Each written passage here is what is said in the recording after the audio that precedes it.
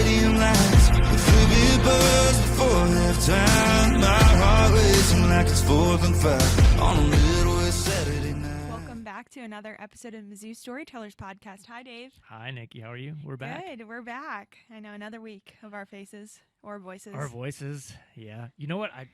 We were thinking about what we were going to talk about today before we get to our guest. Mm-hmm. And I just remembered earlier this week, we are such skilled podcasters that we had some student athletes come to us. We did. And want us to mentor them on how to have a podcast. Which is funny because I don't think we know how to have a podcast. I don't think we do either, but we faked it pretty well. Yeah, and this is honestly a big shout out to producer Steve because they were like, well, how do you put it together? And Dave and I said, we kind of just show up.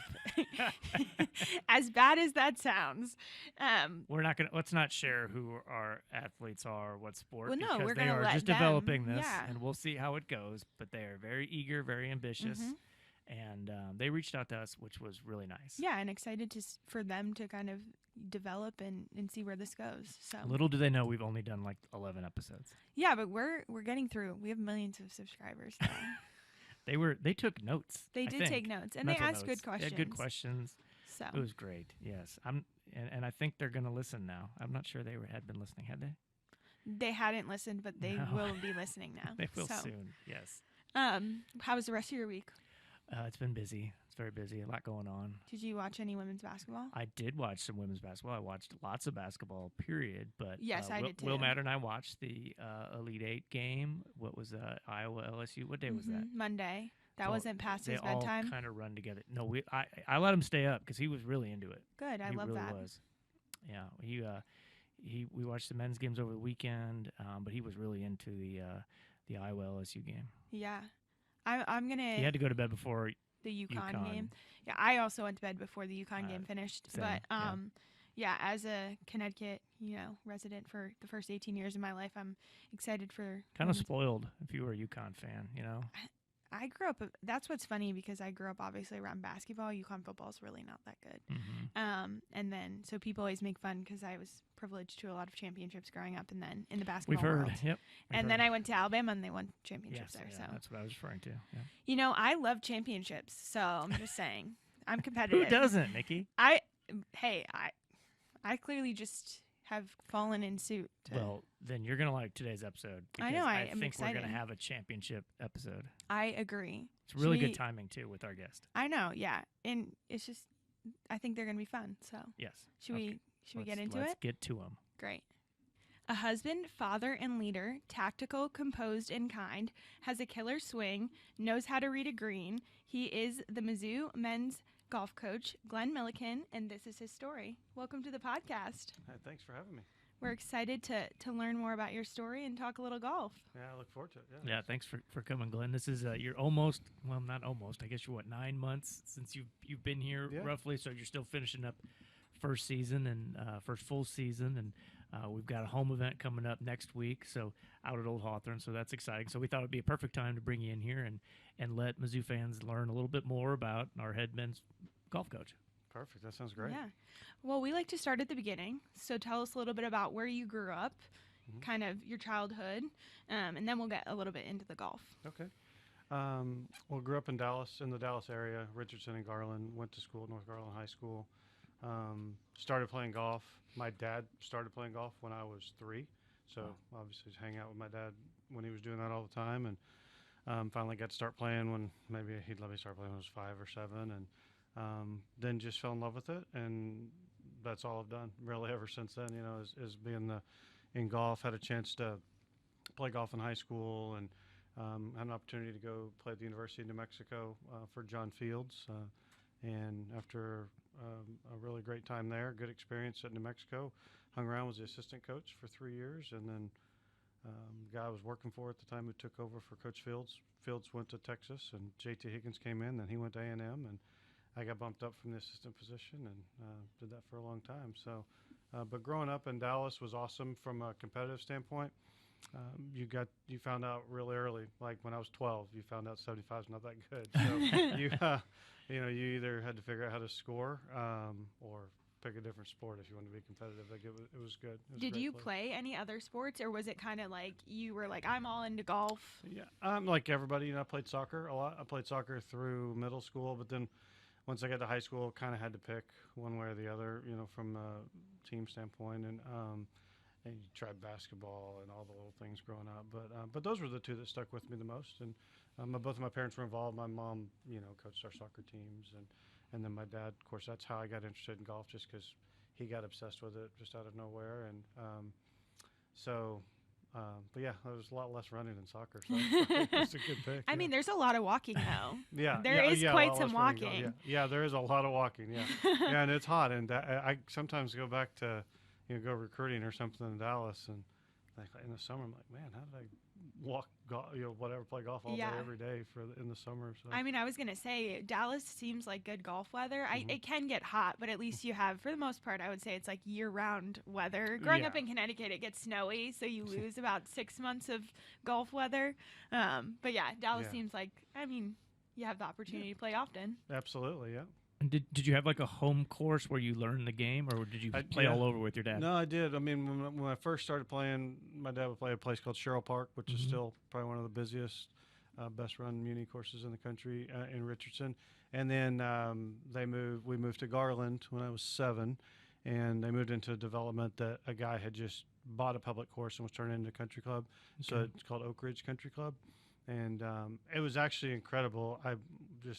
We were in Dallas last week with the team for a few days, and connected with a couple friends that I grew up playing golf with there. And I mean, we tried to add it up. I mean, there were about, from guys that were maybe a couple years younger than me to a few years older than me, probably like 10 of us went on to legitimate good Division I golf programs, and a few of them played the PGA Tour. Like, it was kind of a unique group of junior golfers at the time. Sure. Yeah. Did you follow the sport closely? Like, did you follow the PGA? Did you have a favorite growing up? Oh yeah. Who was yours? I mean, my dad idolized Jack Nicklaus, and so I didn't really catch much of his career. Obviously the '86 Masters was the most memorable. That one and the '92 Masters when couples won. Yeah. Probably the most memorable tournaments I remember watching. As a younger person, but Fred Couples. I mean, Fred Couples, Greg Norman. Those were the coolest guys when I was kind of in middle school. Sure, when you're in that impressionable age. Oh yeah, looking up to, Greg Norman spinning back the tour editions, and Fred Couples just being Fred Couples. Yeah, that's who everybody wanted to be. For sure.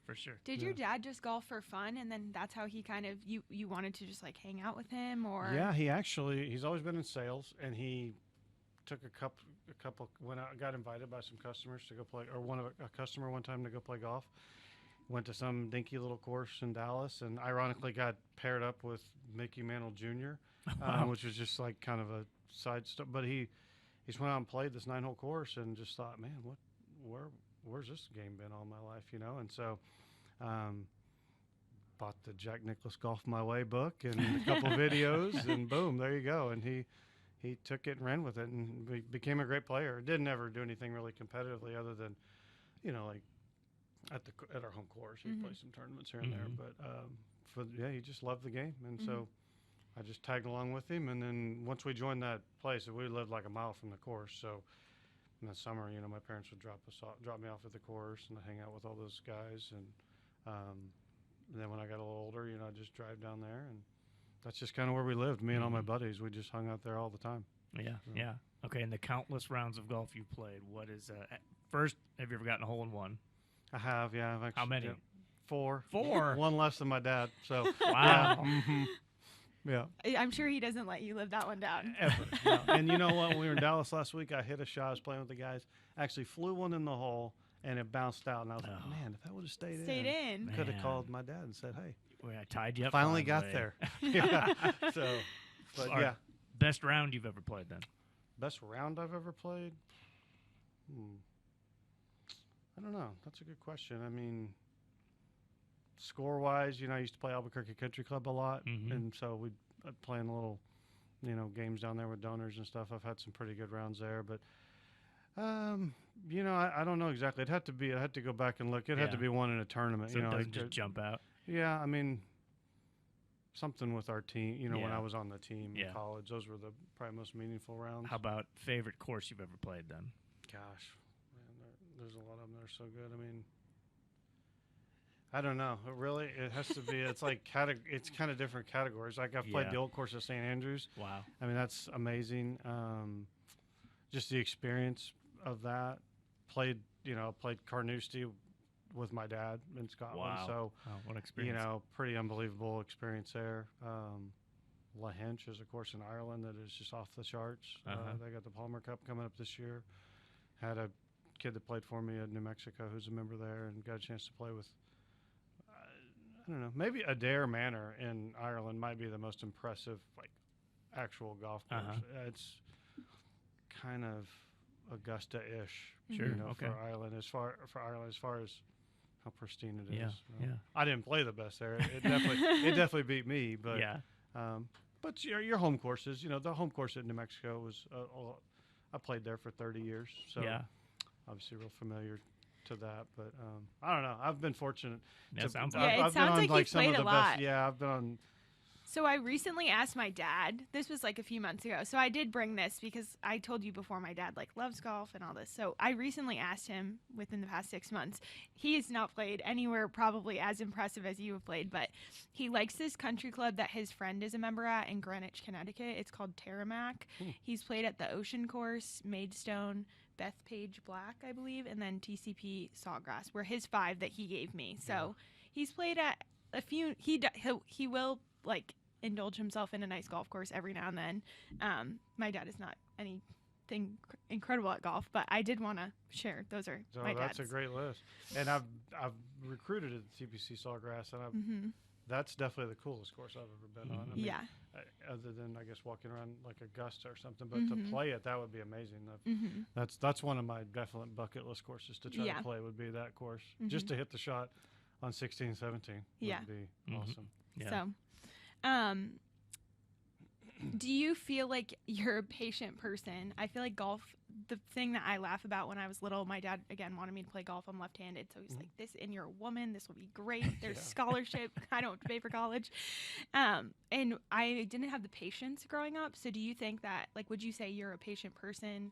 Do you think that golf has maybe contributed to that? It's a very mental game. And I think from what I know about golf, like, practice does like contribute to a lot of the success. So do you think, having played for a very long time, that would you consider yourself a patient person, and do you contribute that to golf if so? Yeah, I mean, I think I have to be patient in my position. I mean, I haven't always been as patient as I need to be, right? There's always areas that we can all get better in, but I think having gone through junior golf, college golf, try to play some professional golf, you know what I mean, then being a part of so many great amateur careers with some of the guys that I've had on my teams, you learn to become more patient and I think some of it's just you get older, you've seen a little bit more things work and not work, and you've seen so many different types of ways of doing things because it's such an individual game that I'd probably early on in my career, you're just like you kind of don't know what you're doing. Not that we ever know what we're doing, but I don't know. The more you're trying to figure something out, I think the harder it is to become patient because you don't really have the times through weird experiences or ones that maybe you don't really understand, and then you see them working out. So something I definitely, when I am doing my best job, I am, being patient in different ways, right? Sometimes recruiting process, you gotta be patient. Current players, you gotta be patient. During a tournament, I mean, there's all types of times throughout the year when you do have to do like Coach Field said, let the cooler heads prevail. I think that's my knowledge of it. So that's why I did not have any career. Well, you just need a little bit more time. I would probably. But you weren't patient enough to allow yourself to become patient. I laugh because, and you're a girl dad, so I want to ask if your girls play golf and all that. And my dad and I fought on the golf course a lot, so that probably contributed to us stopping playing. This episode of Mizzou Storytellers on the Inside Mizzou Athletics podcast is brought to you by Shelter Insurance. Ranked number 1 in customer satisfaction for auto insurance in the Central Region by J.D. Power 5 out of the last 6 years. We're your shield. We're your shelter. All right, you went to New Mexico. You kind of touched on that. How did you decide? You're from Texas, so how did you decide that's where you wanted to go to school? And then what was your playing career like there? Man, I got really lucky to go to New Mexico. I was I'd looked at a lot of schools in the area, within a few hours of Dallas, and certainly had your list, growing up. Oh, you want to play at TCU or Oklahoma State or whatever, and had some great visits. Actually, had an amazing visit to Sam Houston State, and it just happened to be after the signing period, so didn't do it. But I played in a tournament in November. Coach Fields happened to be there, and for whatever reason, called me like 2 weeks after the event. I think I might have played with the guy that was on the team, who was still young enough to play in the event. And so just luckily did something, and he called me. We went out and made a visit in February, and he told the three of us that were there, he said, look, I've got 2 spots, and first 2 guys to let us know. And, my dad and I loved it, so we just jumped on it. And then my experience there was great. I had a couple of years where I played almost every event, and then I had a couple of years where I didn't play that great, and so it was hard because it was a really good program. Had several Americans and was a top 15 but like if you could get in and play if you get a lineup and play, you were on a great team, and so it was awesome. It was everything that it was everything that I made it to be. I probably could have put a little more into it in the years that I didn't play that great, but the years I did play my best, I got some great experiences, and it was good. It was like growing up, like I was talking about growing up in Dallas. You find out real quick. I mean, you're pretty good, but you also find out real quick, like that just kind of gives you a chance. I mean, you've got to find ways to get a lot better if you want to really be good. Yeah. When did you make the switch in your mind that once your playing career in college is done, what your next move is? And did you jump right into coaching on the assistant staff, or did you give a shot at playing professionally? Or no, so my 5th year, I redshirted my first year. My 5th year, JT Higgins came in as the new coach because Coach Fields had gone to Texas, and so the assistant position at the time was a GA position. This was a long time ago, in '98, and so the year Nikki was born. Yeah, exactly. The young people have no idea that things happen. No, sorry. But we, the guy who was in the position was finishing his master's degree. I didn't play that great the spring of my senior year, so I asked Coach if I could hang around and maybe do that and get my master's degree, and then decide if I want to try to play or not. And I did it for a couple of years, and man, going to school for year 6 and 7 was tough. I begged him a couple times, Coach, just get him to make this full-time position. I can't do school. Coach's like, no, you're finishing your master's degree. And so I did that. Really enjoyed it. I enjoyed that side of it probably in year 2. And afterwards, at that time, he did have them transition it to a non-GA position. Okay. So you didn't have to go to school. And so I was okay, perfect. I'll try it for my 3rd year. Megan and I had, we'd gotten married during my 3rd year, got engaged during my 1st year as the assistant coach, and then all of a sudden after my 3rd year, he got offered the A&M job and left. So I didn't know what I was going to do. I figured I'd be the assistant at A&M or New Mexico, and got lucky and got bumped up. So I really never thought, I want to get into coaching. I just thought I'd love to get my master's degree and stay with the program and stay in golf. And then through doing that, because that's when the assistant coach position was really starting to have a presence in our sport from a recruiting standpoint. And we still couldn't coach on the road, but it was just more common to have another position really involved. And so I got to coach. I mean, he's like, Glenn, you're going to be a GA, but I need a full-time assistant coach. Yeah. So you need to. No problem, Coach. I'll come to the course every day. That's great. And loved it. Yeah. And so I did find it interesting that after 3 years, you become the head coach, which is amazing. So he leaves. He goes to A&M. Like, what is that conversation like? You just said it yourself. You're sitting here thinking, I'm going to be an assistant somewhere. And then they're like, hey, you want to be the head coach? And you're like, I'm 3 years removed, but sure. We had no clue. And they had some great candidates to replace JT. I'd played there, and Rudy Davalos was the AD at the time, who's amazing, but real dynamic, kind of very strong personality AD. And he said, "Yeah, Glenn, we'll give you an interview. You've been here a long time. We'll at least give you a." So Megan and I went to dinner with Rudy and Gail on Thursday night, and apparently he had decided then that that's what he wanted to do. I went through the whole process Friday, and he called Saturday and offered the job, and I still remember Megan and I were in the apartment. I'm like, yeah, that's unbelievable. Like all this stuff happened so quick, and it was just shock, really, honestly. And so it's great. And then hired one of my best friends and teammate of mine, Ryan Murphy, to be our assistant coach, and we figured it out. We spent 4 years, getting things going pretty good. I mean, keeping things going and finding out ways to get them better. And he really helped me a lot in the first 4 years, because, I mean, you kind of know, but you don't really know until you switch that office and you're like, ooh, this is a lot What different. lessons would you say you took, or I guess what were the biggest things you learned from going from the assistant coach chair to the head coach chair, especially those first few years? Just a totally different position. It's a much more final position when it comes to, you have all these conversations. And even to this day, Sean's, I think, my ninth assistant coach. And I always hire somebody that, we're doing this together. It's not like, I mean, I want their input. I hire them because I think they're going to make us better, not just support what I'm doing. And, but when things are going well or they're not going well, I mean, you're the one that is ultimately responsible for it. And it's just, what we actually do is not a whole lot different. But just the magnitude of what we do is just a little bit different when you're the head coach instead of an assistant coach. And, but there's only two of us. So JT involved me in everything with the program, from fundraising to recruiting with the team. He taught me to become a head coach. He really prepared me to. There wasn't anything about the position that I was unfamiliar with, other than just kind of being the final say, And it was a little tricky because I was teammates with a lot of those guys. Oh yeah. I was going to ask. Actually, I was teammates with one of them.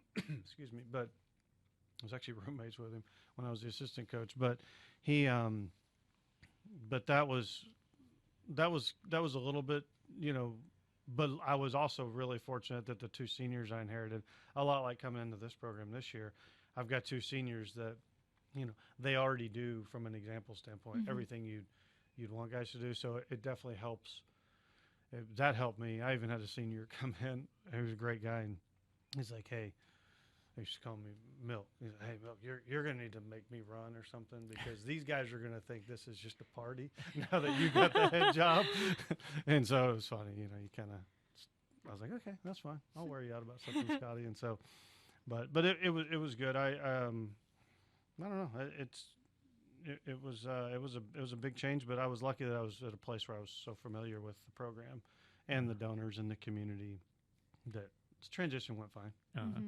I was going to ask, I think college golf coach is a really fascinating position, because it is an individual sport, but you have it in a team concept, and I assume a lot of your golfers, your student athletes, they have their personal swing coaches, and they have the people that kind of taught them the game growing up. So how do you kind of define your role, and maybe how is it different than a football coach or a basketball coach or a softball coach? Because, I mean, there's strategy, certainly, and you got to figure out who your lineup is and all of that. But is your role maybe a little bit more on the mental side than the physical side? Or you're fixing their swings, I'm sure, but they've been playing this game a long time too. Yeah, on the swing side, I feel like our position, we need to be familiar enough with the golf swing and familiar enough with each player's tendencies to help them. But they do all have their own way of swinging the golf club. They have the person back home that they can easily communicate with through technology now, or go see at times when we have breaks. So we're not really here to maybe introduce a ton of technique to them, but more so with game management, emotional management, some of the strategy like you alluded to. There is strategy to play in the golf course, right? But we have 5 guys playing in the tournament, and that can vary. I mean, we're about to play our home tournament, right? And we're going to have 9 guys playing, but we'll have 5 in our lineup. And, some guys have not seen the course but a few months, and other guys have seen it for a few years. So there's just even at our home golf course, there's going to be, certain shots that if you're with player A, these might be an option, but then another guy comes through a few holes later, and maybe his game doesn't have the same. Jack Lundin's game's different than Charlie, and Charlie's different than Alphonse, and so on. And so our job is to get really familiar with their personalities, with their games, kind of what buttons we can push with them, Mm-hmm. how we can keep them from themselves a little bit. And because it's hard, like for the guys to play in these tournaments, they're playing a team sport, but there's really nothing they can do for each other Yeah. during the round. And they're all playing their Right. own groups. They're, on a 36 all day. I mean, they're out there for 10, 11 hours Yeah. playing golf, trying to play their own game, but trying to do stuff for the team. And so we try to just manage each one of them as well as we can. Yeah. And sometimes it's staying away from them, and sometimes it's hanging out with them for a while, or pushing them a little bit, or Right. calming them down, or Yeah. it really varies. Yeah. I always found that really interesting because then you can't even see them for I a know. long Yeah, portion you're of the like, day. again, during the all the competition. walking, you so can't many, call timeout. so Yeah. much Guys, walking that's okay, around, and yeah. you could probably go hours without seeing someone, and you're like, oh, I'm here to check in. Yeah, and it's it's hard because they may you may have a guy struggling. Like when we were at Charleston, I mean, there's one stretch where they go along the marsh, and so if you're over on like number 7, you don't see those guys for a few holes. You think things are fine, but it's like, man, that guy could have really used some help. Or, Mhm. but that's where most of our job is before we even tee it up in the Right. tournament. Most of our job is being prepared for the golf course, trying to help them prepare for all the.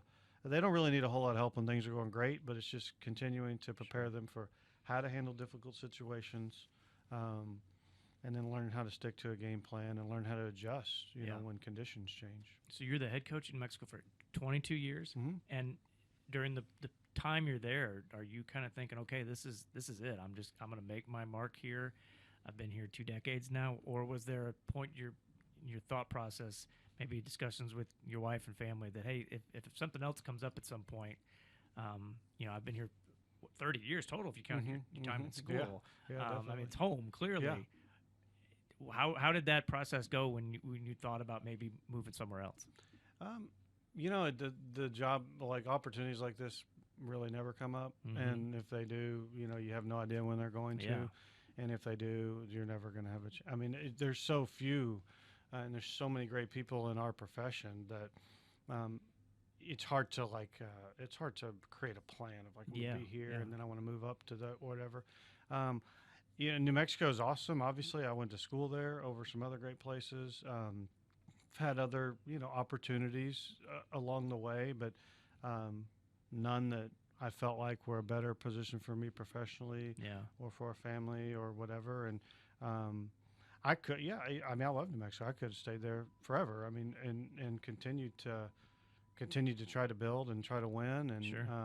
And so many great. I mean, Dick McGuire, Dwayne Knight, John Fields, J.T. Higgins, like 4 Hall of Fame coaches. Yeah. 3 of them won national championships, and so it was such a great place. But my wife, I think once our girls got out of high school, Mhm. they're like when they were in high school, there's like middle school and high school is probably, I mean, you won't say 0, but almost 0 chance that you're Yeah, going to do yeah. that. But once I got out of high school, I mean, my wife loved Albuquerque, but she was always open to something that Sure. that might, in whatever way we look at it, be worth us exploring. And this call came out of nowhere, from Desiree, and I thought, shoot, that, I mean, I knew Mark. I mean, he loved it, LaRue. I mean, Coach Lou, yeah. he loved it here. And when Hankins made the decision to come here a couple of years ago, I remember running into him somewhere at a tournament recruiting, or maybe we were playing, and he was just pumped up about, this place. So Yeah. I'd heard nothing but great things about it. And then when I came here and checked it out, it exceeded expectations. Sure. And I mean, my wife fell in love with it right away. I thought it was amazing from the start, and Uh-huh.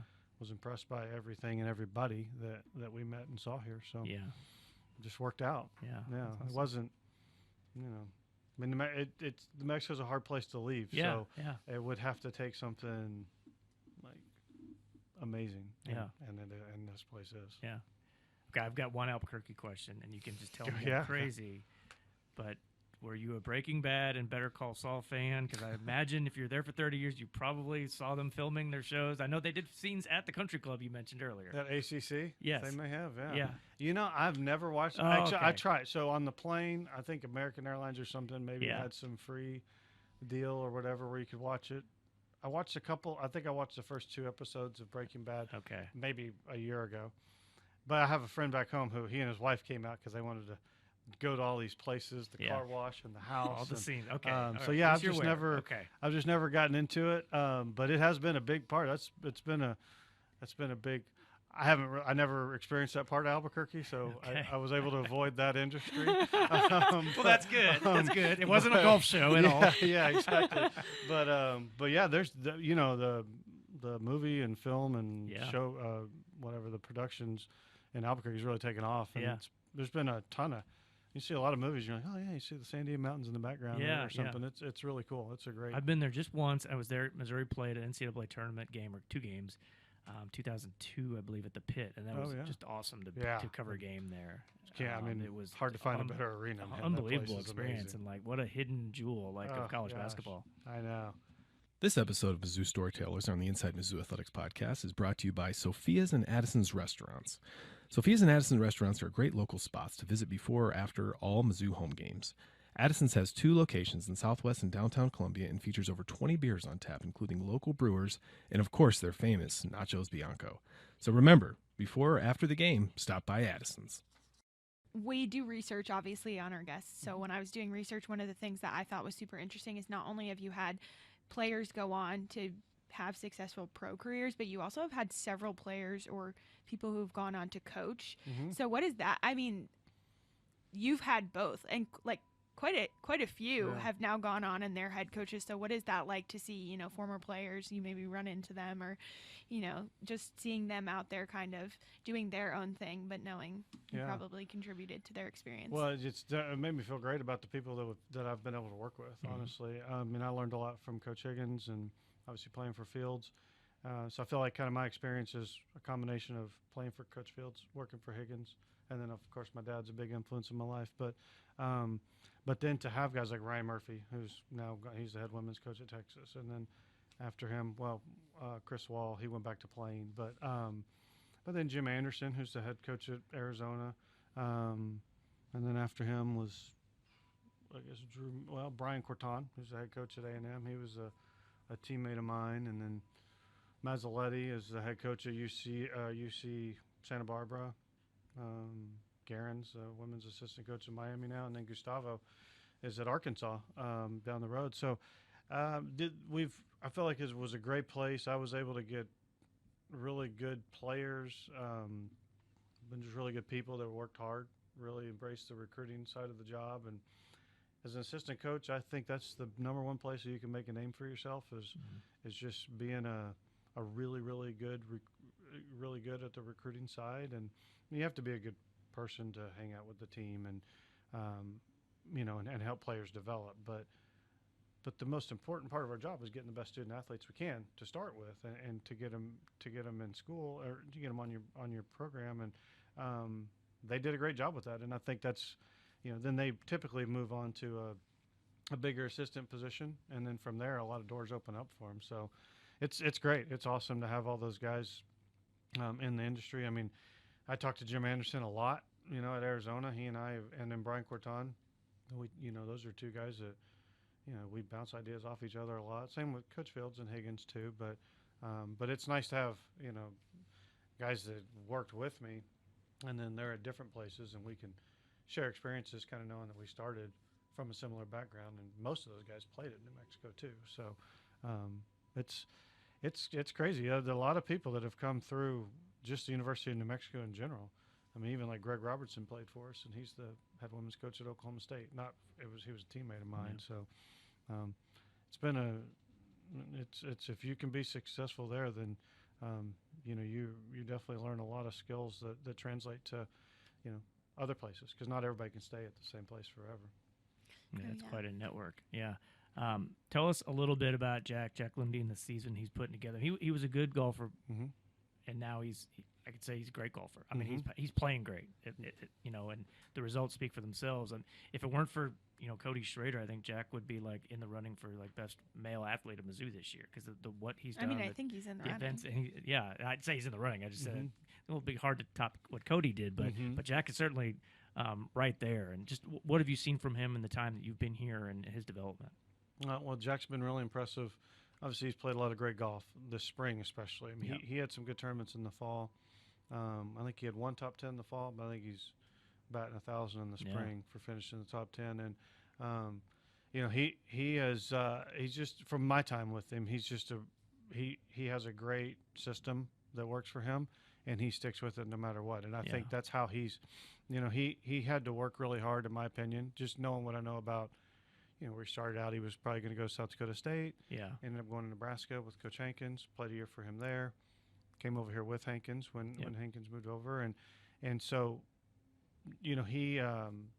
he's worked really hard to maybe catch up, because a lot of times if you're, from a place like South Dakota or somewhere with a limited season from weather, or maybe a little bit smaller populated state where it's hard to, and geographically maybe hard to get out and play a ton of tournaments, around the country. Yeah. A lot of those guys, in my opinion, a lot of them feel like they might be a little bit behind, and so they have to double time it a little bit and catch up. And I think what he did to kind of catch up, he's just continued that same way of doing things. Yeah. And he's a guy that you really can't find a way for him to get more out of what he's doing. I mean, he's so efficient with his time. Everything is a big deal, meaning like it's not like he slacks off in this area because he didn't like it, but he really cares about golf. Like, no, if he's doing something, he's doing it the right way, and he's doing it to the best of his ability.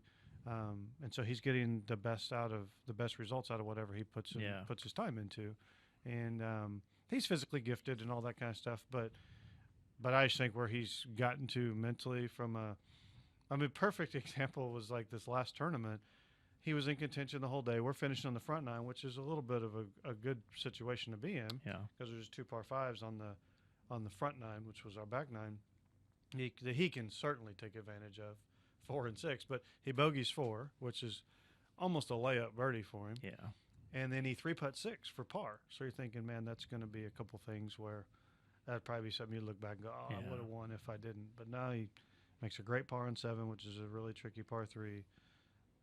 Almost make birdie on 8, which is probably the easiest hole he has coming in. And then 9's pretty tough, but he hits 2 perfect shots and makes a really very tough putt. And it just ends up that puts him in a playoff, and then obviously wins the playoff. I don't know. It's just a lot of times if you're in contention, you do have a couple unforced errors, maybe coming down the stretch. Those usually cost you, but if you just have the ability to just like keep going the same way you would if you didn't make those mistakes. Sure. Like he played 7, 8, 9 just like you would have if 4 and 6 would have gone exactly the way he wanted them to. And I just think that overall mentality always puts you in the best position that you can be in. And if you're as good as he is, that position is usually going to have a chance to win. Yeah, for sure. You know, the so talent plus just like the way sure. he does things means that he always has a chance for it to work out. Yeah, every week. Yeah. Mental composure. Yeah. There you go. Golf's Yeah, all very, about the very, mental. very composed, Yeah. and that's, I wasn't with him the last 3 years, but surely that's an area that he's gotten better at. In addition to just, his skill levels probably gotten better over time as well. Sure. So you've talked about Megan. This is my standard question of Mhm. how did you meet? Talk about your engagement. This is part I love. Dave Yeah. always makes fun of me. But so how did you meet Megan? We met, so my roommate in college was dating a girl that happened to be friends with her, and we went to my roommate's girlfriend's birthday party, and we met there. And so that was it. That was pretty much it. I mean, I put her through the ringer. She came over and watched the Cowboy game with me and all my other, real Texas. Yeah. If she could handle that, the obnoxious Dallas guys that we had on the team, me included. But no, I don't. It was crazy. We just, we met and went out a few times, and that was it. And that was in October of '96, and that's been it ever since. I mean, Is she been from great. New Mexico? She grew up there, yeah. Okay. So my parents say we can claim her as a Texan because she was born in Houston. But Okay. her parents moved to Albuquerque when she was about 3. But then, we dated for a couple years, got engaged. How did you get asked? She came down to visit my family like she always did after Christmas between New Year's to Dallas. And so we went out for dinner in downtown Dallas and went, did the horse-drawn carriage ride around downtown. Was she surprised, or did she kind of know? She was surprised. Yeah, I mean, Good. we knew that was hopefully going to be, but it was. Yeah, I got her a little bit. Yeah, that was good. Good. And we were engaged for about 1.5 years and got married in July of 2000. And And you have two girls. Two girls. And yeah. they're in college. They are. Yeah. So what was, with coaches, obviously you're on the road and you're coaching. So talk about obviously raising two girls, coaching. Like, how do you navigate that? What was it like, being a girl dad? It was great. I mean, anybody who has kids, obviously having kids is the best thing that you're ever going to experience. But our girls are awesome. They're both really sweet. They're both real smart, and they work hard. They both did play golf, and growing up playing high school golf, middle school and high school golf, and they tried everything else, but didn't like running, so soccer and didn't like physical. What I didn't like fighting, or pushing around. Basketball's out. Luckily cheerleading didn't stick, because I know that can take a lot of time. Yeah, it can. But yes. because that's a lot. My sister was a cheerleader, really good, and it was fun. But that's a lot. That's a lot of time. But no, we managed it really well. Megan and I met when we were on the golf team, so luckily that was the season I played a lot, so I was gone anyway. But ever since we were dating or married, I was always traveling, either playing or recruiting or with the team, being an assistant coach. And so she was used to that kind of odd schedule. But the great thing about, this job is, in the summers, there were a lot of times that they could go with us, or that they could go with me recruiting. So a lot of road trips, to go recruiting. So we tried to spend as much time as we could together that way. And it's a busy job, but there's room, and there's flexibility in there to still be a big part of what your daughter's doing. And I don't know exactly how we did it, but it went well, and maybe being in a place that was easy to get around, and they both played golf, so you could piggyback on that either way. So but it was a lot of fun raising them, and they're doing great. One of the youngest one's going to transfer to Mizzou in the fall, so all right. Very exciting. So we'll have her back at home. We have one at BYU. Riley's at BYU. Emily's at Utah Valley. Emily's gonna come over here and go to study business here Great. at Mizzou, and so that'll be awesome for us to have her here, For and sure. Yeah, to that's have very exciting. another Tiger. Now, in did the you family. teach them the game? Yeah, I was going to say, did And you how teach them? If or you did, did you coach them like you would coach your players, or Definitely Emily. Yeah. Riley's has a little bit less I don't know, spunk maybe than Emily. So Emily's they were never obsessed with the game, but Yeah. they did enjoy it. They enjoyed the team aspect. We were fortunate to have a little bit of a middle school program that Megan Okay. actually ran in Albuquerque, and so they got a little bit of that team aspect in middle school, and then high school. They did play for a team. It was really good. They were always in contention for the state championship, and so.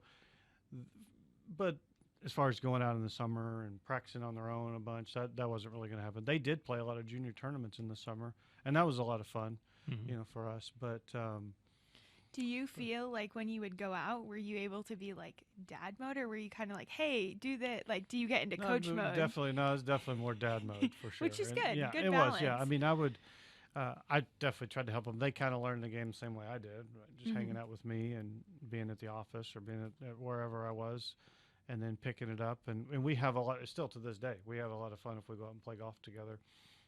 But from coaching standpoint, like when they're playing, I would help the program whatever I could. Like we had fundraisers, and I would be at practice and help if I could. But I thought it was cool just to just kind of like watch Take your a step kids back do and- something yeah. and not. I would certainly want to help them anytime they wanted help, and I would obviously help them if I saw them needing it. But I wasn't. No, I mean, if they really wanted to do it and really wanted to get better, I did take him to see Randy Smith a couple times in Dallas because I grew up taking some lessons from him, and just so they could get a real lesson, from a true like professional instructor, not just. Give yourself some well, more credit.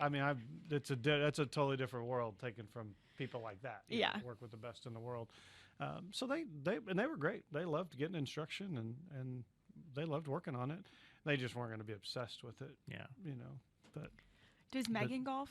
no, she's played 9 holes one time, and but she's gotten out and messed around with it. And she, like I said, she ran that middle school program. She helped run the high school golf program from like the parent board side, and it was great. It was a fun thing for us all to do, and just like anybody who learns to play at a young age, they can always jump out and play golf and enjoy it. Mm-hmm. So we'll get to play a lot more golf with Emily once she moves. Yeah, so that'll be Yeah. fun. You'll have a partner That's who you right. can go out with now. Yeah. This episode of Mizzou Storytellers on the Inside Mizzou Athletics podcast is brought to you by Socket Fiber. Socket Fiber is now available, the fastest, most reliable internet combined with local service and simple billing. Contact Socket today for voice, data, and internet services for your home and businesses. 1-800-SOCKET-3 or visit socket.net. We do a segment called Rapid Fire, so I'm just going to ask you 5 hopefully quick questions. Sometimes I jump in with my opinion, but hopefully we'll make it quick. So your favorite place to eat in town? That's tough. Tacos for life. Okay. Okay. Your dream golf course, which we kind of touched on earlier. Augusta, for sure. Okay. Favorite place you've traveled? I don't know. France is pretty nice. Yeah. Pancakes or waffles? Waffles. Favorite concert you've ever attended? Wow. Favorite concert I've ever attended? Man. Probably Prince, because it was with Megan.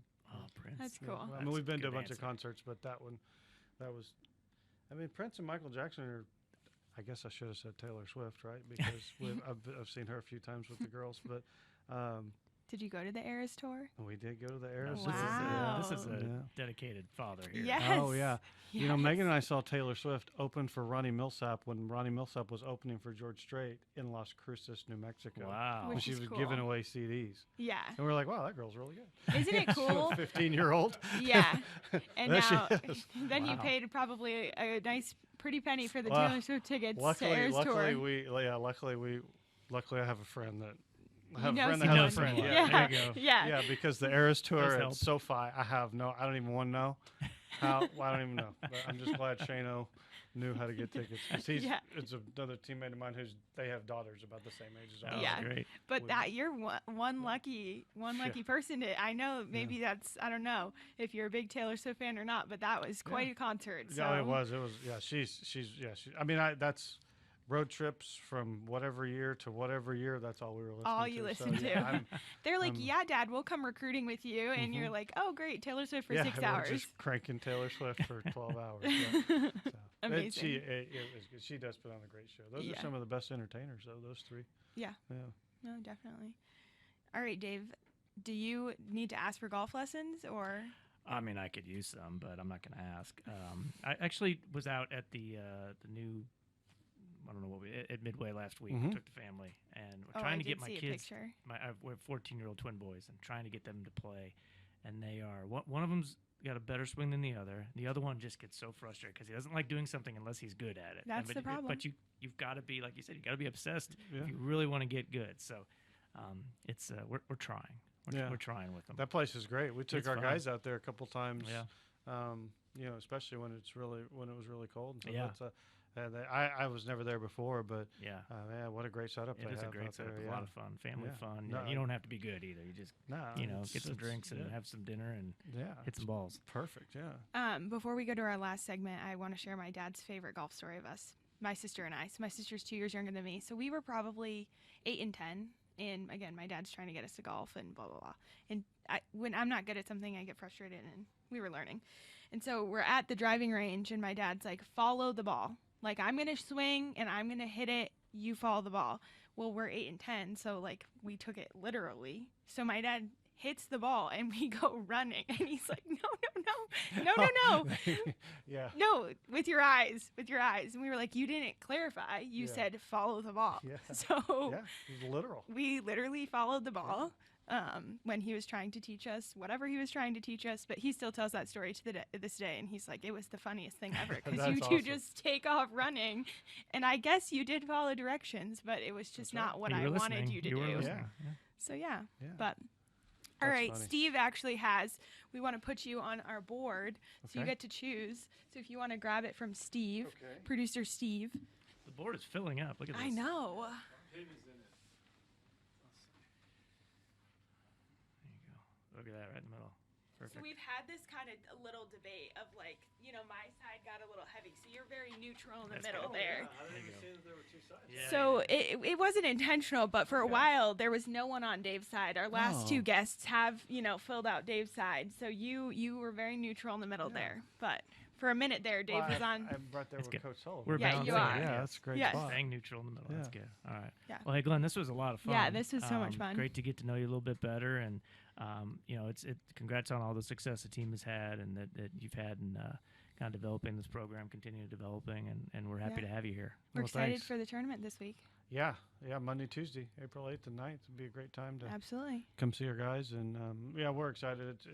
We hosted a tournament. I've hosted many tournaments at New Mexico, and it's just it's always nice to host your home tournament and great home. Great chance to play at home, but also just awesome opportunity to showcase what we think is one of the best places Yeah, absolutely. in college golf at Old Hawthorne. So we're excited. We've got great staff out there, great staff here, and it's going to be awesome. Great. So, Yeah. Well, thanks again. yeah. Thanks a Thank lot. you guys. This episode of Mizzou Storytellers on the Inside Mizzou Athletics podcast is brought to you by Raceline Alternative Energy. Raceline Alternative Energy is working for a better future in rural Missouri. They are working to restore millions of acres of native prairie plants, which can be harvested in to produce highly valuable clean energy called prairie power. Visit them online at racelinealternativeenergy.com. Well, that was fun. It was fun. I said it was going to be fun, and I think he's just so interesting. And I think the game of golf is very interesting, so it was Yep. good to get his perspective. And he's such a kind guy. And Very solid guy. yes, no, Like, you know, absolutely. he's got just a great demeanor about himself, and he seems like I've never played like super competitive golf, but he would be the kind of guy you'd want as your coach because he's not going to Absolutely. yell and scream at you. He's going to give you some good tips and Yeah. insight, and just have that stoic, cool demeanor. And I think hearing his story of obviously like he played with his dad, and then he played more competitively because he kind of Yep. just realized like, oh, I kind of have a knack for this, and I'm either going to be good at it or I'm not going to be good at it. And he got to the collegiate level and not really going in thinking I want to be a coach, but kind of falling into it. So I think he brings an interesting perspective of not necessarily like, this is what I wanted to spend my life doing, but and now it's been 23 years of him coaching, and he's down the road. So Yeah, impressive guy, and a really good hire too. Like Yeah. get a guy with that, decorated and multiple. We didn't even get into all the awards he won. absolutely. At New Mexico, taking that team to the postseason all the time, winning Mhm. multiple Coach of the Year awards in the Mountain West, and just sustained success year after year after year at that program was really impressive. yeah, no, definitely. It was fun. I Yeah. think it was a good episode. All right, so we touched on your golf game a little bit. How is it coming along? Do you play at all? I don't. I have a set of clubs. I really want to play. Yeah. I think I would enjoy it now more. Like I said, my dad and I would fight on the golf course, and I think that we talked about it. The mental game of it is what killed me, because when I would do bad, I would just disintegrate on the golf course, and Yeah. then my dad would try to tell me what to do. And for anyone any time your dad at 13 tries to tell you to do something, you don't want to do it. You can be like, I want ice cream, and your dad could say, let's go get ice cream, and you'll be like, that's a terrible idea. I can't believe you just suggested that to me. So the fact that my dad would be like, here, try to play better by doing X, Y, Yeah. and Z, I was like, you don't know anything. Yeah. Don't tell me what to do. I was the rare sports writer who didn't play a lot of golf, because a lot of them play a lot of golf, and you get invited to all these events and tournaments all the time too. And I just always had to pass on them. So I tried picking it up a few years ago. Got some clubs. I'm trying to get my kids into it. The four of us, the older boys and Molly, we went out and played last summer. I had a week off for vacation, and it was so stressful and nerve wracking because the patience part she does not necessarily have, and she was so caught up on the golfers behind us. She was like, "Oh, they're wait, we can't make them wait. Come on, let's just skip this hole. Come on, I don't need to take this shot." I'm like, "No, we paid just as much as they paid to play Yeah. this hole. It's fine." And then I think Connor just gave up after about 10 holes, and Jackson was pretty good. He enjoyed it, but he was the one that gets frustrated if he's not good. That's how I Yeah. am too. I don't like spending all day sweating like crazy and spending money to do something I'm not very good at. Yeah. So that's how I get frustrated. But you got to play to get good. You have to play to get good, and my dad really loves golf, and he is retired, and so he plays, and sometimes he plays more than others. But I think when I ask him, like, he'll be like, "Oh, I played bad." But the thing about it is, you can always get up the next day and play more, and you have the opportunity to play better. Yeah. So I'm not a very good driver, but I'm pretty good with my irons. Like pretty good for like my perspective. But so Coach Pinkel has his par 3 charity tournament. I don't know if he's doing it this year, but he has the last 2 years, and I've played in it. So I played with a couple former Mizzou football players in a group last year, and I'm okay on the iron. So I actually used my ball a few times. So I was pretty proud. But then like every third hole, I lost a lot of balls out on that course at Old Hawthorne, which is pretty embarrassing when it's a par 3. You like don't even take your driver out of the bag. Might have hit a house. At one point. It happens. Yeah, but it was a lot of fun. Maybe I'll get invited to the next Matter family outing to Midway, and we can test my golf, because I really haven't. We just went last week. It's great fun. I have, like I said, I have my golf clubs, and I'll like swing in my house just to like swing the golf club. And but you're left-handed too. I like am you left-handed. So you have to have left-handed clubs. Yes, I do. So the funny story with that is that, again, my dad has always wanted me to golf. I think he just like, it's something he was interested in, whatever. And so similar to Glenn, my dad did it with his dad and whatever. So when I was 3, he had a blue club that was left-handed, like the club had blue tape on the handle. And then he had a pink club that was right-handed. So naturally, when you look at a 3-year-old and you say, which one do you want? I chose the pink one. So for the first, 3 or 4 years of swinging a golf club, I was swinging right-handed. Wow. And one day we were out, and my dad was like, just try swinging. At that point, I had to have been 7 or 8. And he was like, just try swinging left-handed. And it was night and day different. The game got much easier when I was actually hitting from the correct side. I bought some new clubs a couple years ago, and I tried them out at the store. I liked them. I'm like, all right, I'll take these. So they went and put them in a bag and got the box, paid for them, took them home, took them out, and they were left-handed.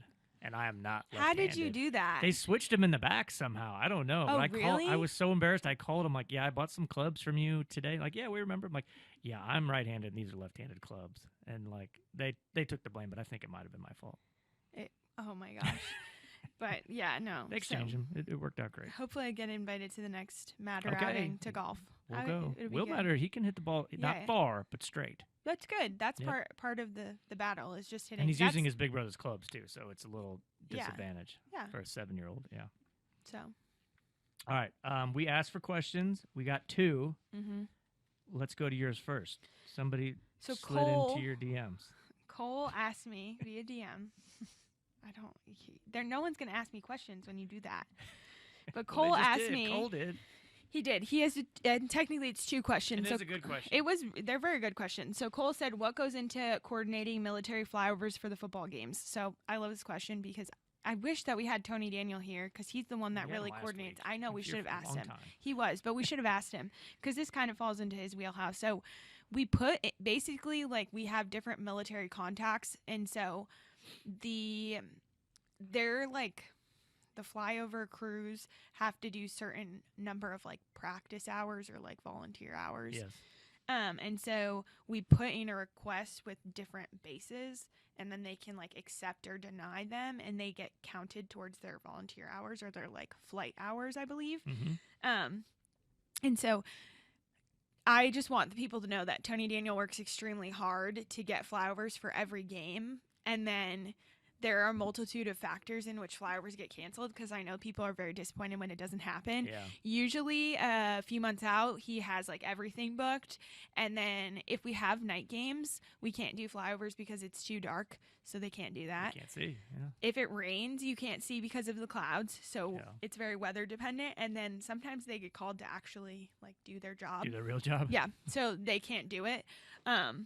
So that's how it happens. Like we have to basically request it. I've had to do it one time. It's a lot of paperwork, which is fine, but it's a paperwork request, and then they have to basically accept the job. Yeah. And then be able to fulfill it based on X, Y, and Z. Yeah. So we learned this past football season, be very careful in promoting Truman jumping. Well, so part 2 of the question is our preference on military flyover versus skydivers? Yes, that's different.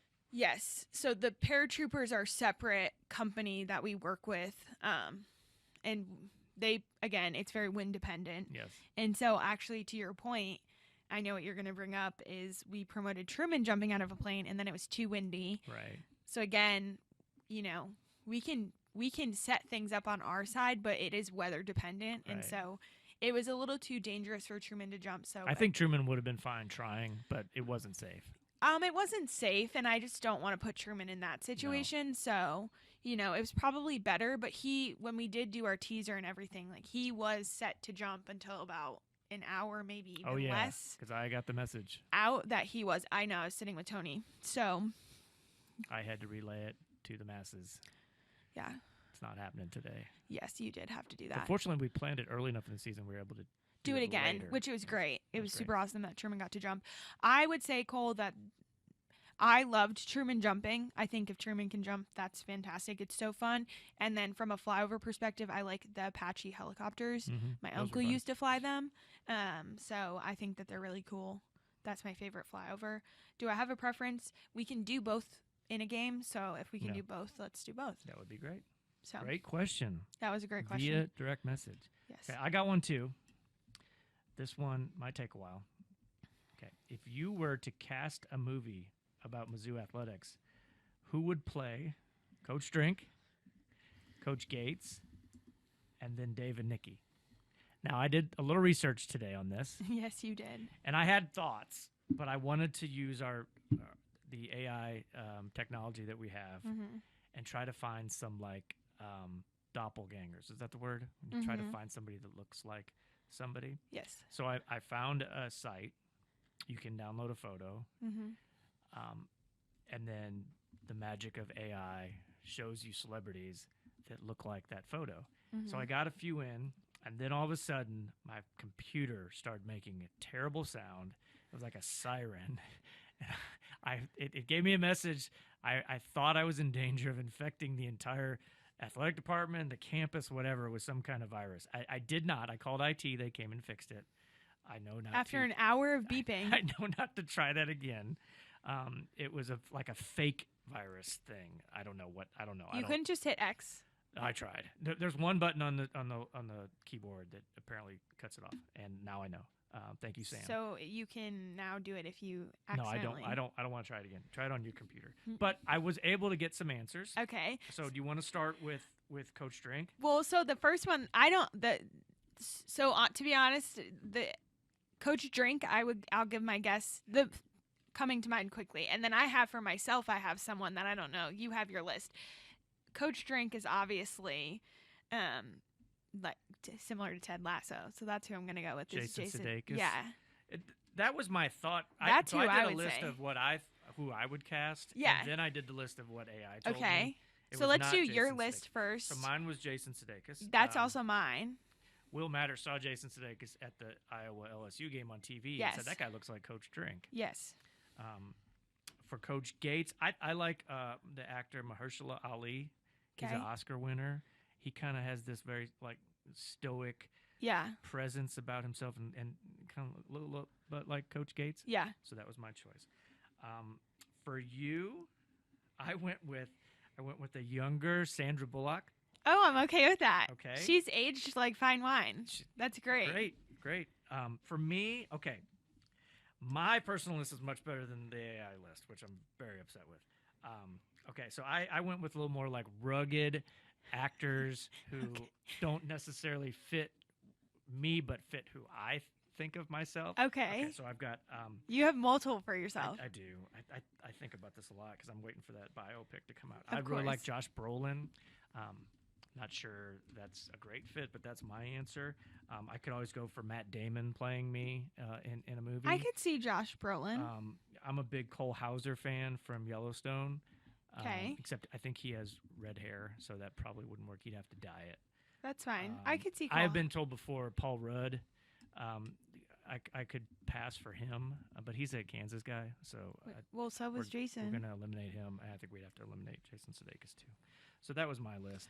Okay. I almost put Tom Hardy down, but I couldn't pull. He could not. Pull that Okay. off. So mine again. You thought way more about this. It was also your I did during You lunch. had, I more had to time with the question than I did. destroy the computer system university. So mine is, and this is one that I used to get. Did you ever watch Glee? Sure. Rachel Berry, Leah Okay. Michelle. There you go. That's someone that I used to get when I was growing up a lot because Okay. Glee was popular. So I would say like Leah Michelle can play me. Okay. Okay, what did the What did AI AI tell us? yeah. Okay, who do you want? I'll start with Coach Drink. Yep. Benedict Cumberbatch, I don't know. who that- Doctor Strange, the actor. Oh, okay. He's British, I believe. Also Seth MacFarlane, the creator of Family Guy. Oh. And then Ed Helms, which I think would be a good one from The Office, from the Hangover movies. Pretty good, Coach Drink. For Coach Gates, Omar Epps, the actor. Ed Helms actually is I think probably. Omar Epps would be a good one. Okay. For you, this is good. Minnie Driver, British actress, Good Will Hunting. A little bit older than, she's older than me. I looked it up. But Oh, good. Good. But when Oh, she I was could younger. see it. Actually, I and could see here's it. another one. Allison Williams, the actress from the show Girls. She's in Oh, the I- movie Get Out, I just watched Girls. daughter of Brian Williams. I will take that. I former just watched NBC. Girls. And another one, I didn't know this person. Haley Deegan. She's a professional race car driver.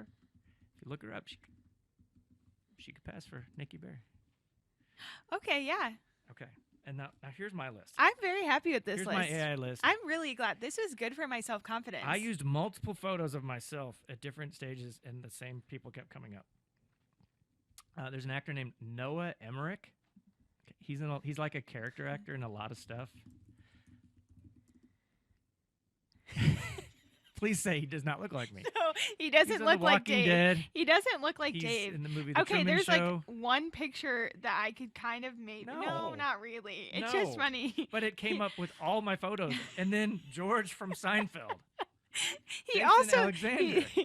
he's a redhead. Yes. So, Jason Alexander. Where's my Matt Damon?